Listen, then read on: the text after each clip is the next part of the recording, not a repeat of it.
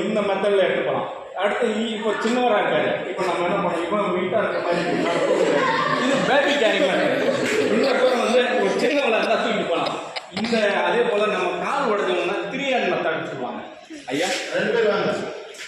அதில் அவங்க கால் உடைஞ்சு சிங்கிள் இது வந்து சேர் மெத்தட். சேர் மெத்தட் ஓர் மெத்தட்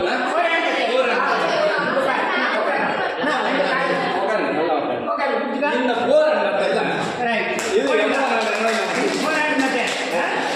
இது வந்து இந்த பாருங்க 3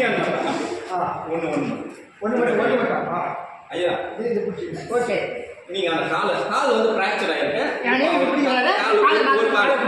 ஓகே இப்போ இப்போ நீங்களாம் ஒரு சுற்றுலாத்தலம் பாருங்க. இப்போ லாஸ்ட் டைம் தேனி மாவட்டத்தில் பார்த்தீங்களா, குரங்கணி தீ விபத்து ஏற்பட்டுச்சு பார்த்தீங்களா.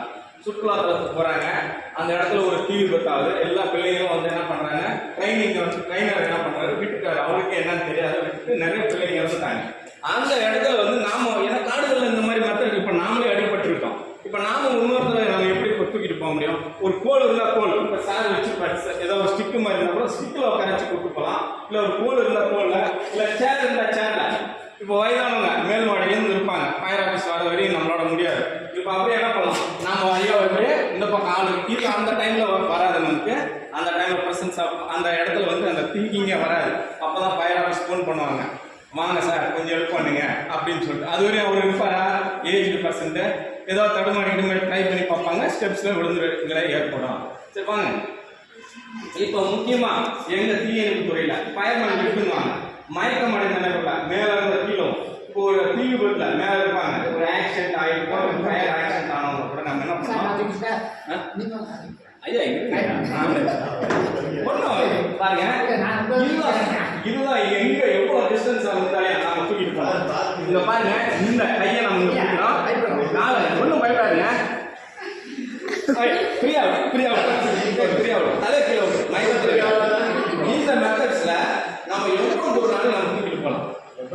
இருக்கிறதுலே இந்த மெத்தட் தான் நாம ஈஸியா பயன்படுத்தி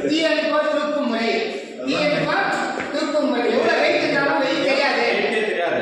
இப்போ யூனிஃபார்ம் டைட்டா இருக்கிறதுனால இதா இருக்கு, மற்றபடி எவ்வளவு வெயிட்டா இருக்கு என்னங்க புரியுதுங்களா சொல்றது?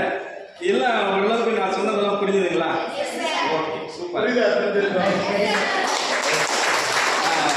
இவ்வளவு நேரம் பொறுமையாக வந்ததுக்கு